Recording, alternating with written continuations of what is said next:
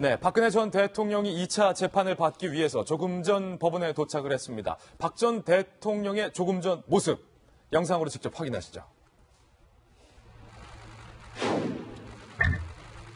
네, 박 전 대통령이 호송차에서 내렸는데요. 손에는 여전히 수갑을 차고 있는 상황이었고, 그제와 같이 구치소에서 직접 구입한 플라스틱 머리핀 등으로 올림머리를 하고 있는 그런 상황입니다. 옷차림은 그제와 같은 옷차림을 하고 있고요.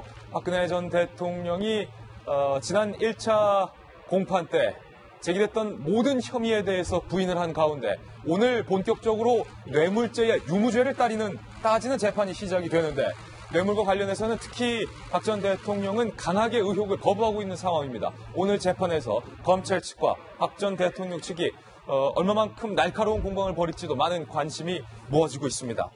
지금 보셨던 것처럼 박 전 대통령이 2차 재판을 위해 법원에 도착을 했는데요. 그런데 또 하나의 이 재판 가운데 변수가 생겼습니다. 안 돌아올 줄 알았던 정유라가 빠르면 다음 달 안에 한국으로 송환될 수도 있다는 새로운 뉴스입니다. 저희가 준비한 첫 번째 돌직구 신문입니다.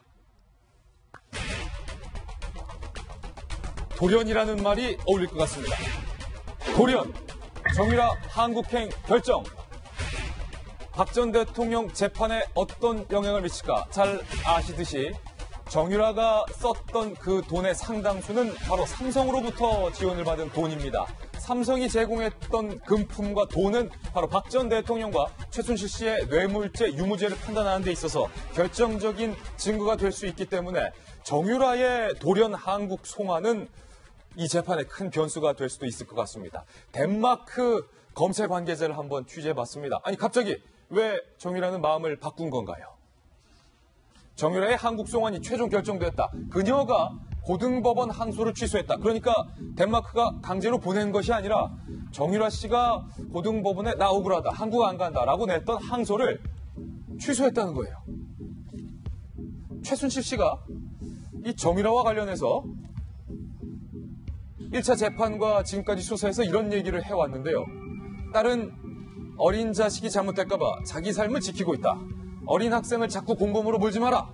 검찰을 꾸짖는 장면입니다. 영혼을 죽였으면 됐지. 감옥에 넣어야겠냐. 그게 시원하다면 그렇게 하라.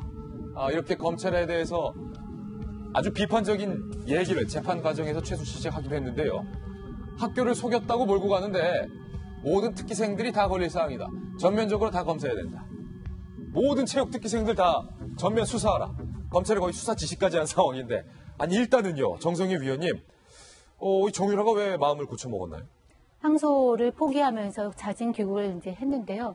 가장 큰 이유는 이미 정권이 바뀌어서 본인이 그때 태극기 집회가 한참일 때는 어떤 그 불확실한 상황에서 이게 좀 탄핵이 안 될 가능성 이런 거에 대비하면서 좀 시간을 벌려고 했는데 이미 상황이 끝난 상황이라 뭐 그런 실익을 기대할 수 없다고 이제 본 것 같고요. 더 이상 버티봤자 뭐가 없구나. 뭐 그렇죠. 이런 생각을 했다. 네. 그리고 두 번째로는 지금 덴마크에서 벌써 144일간 구치소에 이제 수감이 돼 있는 상황인데 한국으로 들어왔다고 해도 그 복역 기간이 인정이 되지 않기 때문에 그건 그거고 한국에서는 또 처음 나오는 그 판결 결과에 따라서 또 복역을 해야 되니까. 그건 그거고 이건 이거다. 예, 이중으로 다 복역을 하게 되는 어떤 그런 측면도 좀 가만히 된 것 같습니다.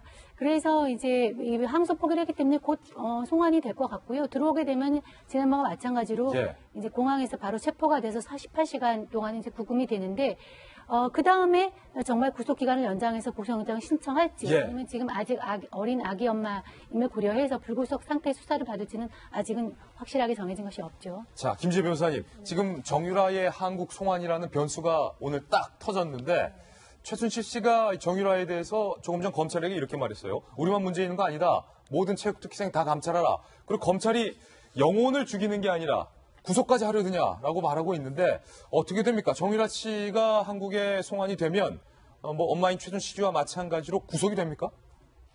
그걸 뭐 일도 양단으로 그렇게 말씀드리기는 좀 어렵지만 일단 정유라 씨가 가장 여기서 중요한 역할을 하고 있는 부분은 삼성으로부터 받은 지원금을 어떻게 소비했느냐. 이 과정이 정유라 씨가 송환되면 굉장히 명백하게 드러날 것으로 예상이 되거든요.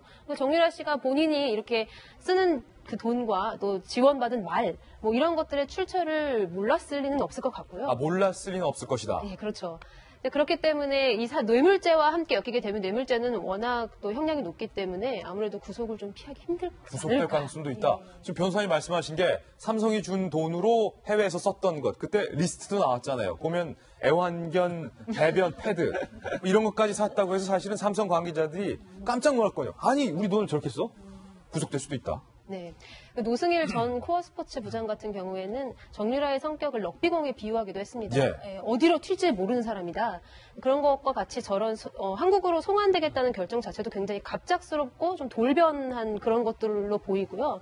예측하기가 상당히 힘든데 이제 거기서 코어 스포츠 같은 경우에 삼성으로부터 지원금을 받았으면 그 지원금을 어디에 썼는지 사실 내역을 내서 정산을 하고 그 다음 지원금 결정에 이렇게 자료로 예. 제공하는 것이 너무 당연한데 사실 그런 과정도 없었다는 것이거든요. 예. 예, 그렇기 때문에 당연히 정유라 입장에서는 본인이 뭐 이렇게 어디에 사용하는 금액이 지원금의 그 성격에 맞는 것인지 여부에 대한 전혀 고려 없이 막 돈을 써댄 그런 정황에 관해서는 아무래도 이제 한국에 돌아오면은 검찰 조사를 받게 될 것이고. 돈을 막 써댔다. 그렇죠. 예. 사실 자기 돈이면 김만국 전 부장이 이렇게 막 쓰기가 쉽지 않은데 그러면요. 지금 박근혜 전 대통령 조금 전 2차 재판 참석하기 위해서 법원 도착한 모습도 보셨는데 박 전 대통령 입장에서 본다면 정유라의 송환이 악재일 수도 있겠네요, 일종의. 네, 일단 송환되고 국내에 귀국하는 게 좀 부담스러울 수가 있죠. 부담은 된다. 왜 그러냐면은, 일단은 지금 정유라 씨가 와서 이제 진술할 수 있는 게 크게 두 가지인데, 삼성으로부터 승낙과 관련된 지원을 받은 게 과연 뇌물이냐 아니냐 이런 거에 대해서 정유라가 얼마나 그걸 알고, 원래는 정유라뿐만 아니라 여러 선수를 같이 지원하기 위해서 만든 명목인데 사실상 정유라 혼자 썼지 않습니까? 근데 그 과정에 어머니가 한 거라고 하고 있었지만 예. 어느 정도 그걸 알았냐에 따라서 뇌물로 성격이 규정이 되느냐 안 되느냐가 되는 거고 또 하나는 이화여대 학사 및 입학 및 학사 비리에 관련된 거 그걸 본인이 얼마나 관여했느냐. 근데 이제 이화여대 관련 부분은 박 전 대통령이 별로 직접 관여한 게 별로 안 드러나고 있기 때문에 그렇습니다만은 뇌물이냐 아니냐 지금 가장 큰 문제가 아닙니까? 근데 이제 들어오게 되면 어떤 효과가 있냐면 엄마의 마음을 좀 움직일 수가 있어요. 예. 그러니까 이제 그동안은 최순실 씨가 전면 부인하는 전략을 펴고 박근혜 전 대통령에는 잘못이 없다라고 최근까지 내가 예. 죄인이다 이렇게 해왔는데 그런 거를 다른 이야기를 하게 될 가능성이 있으면 부담이 있을 것 같아요. 네.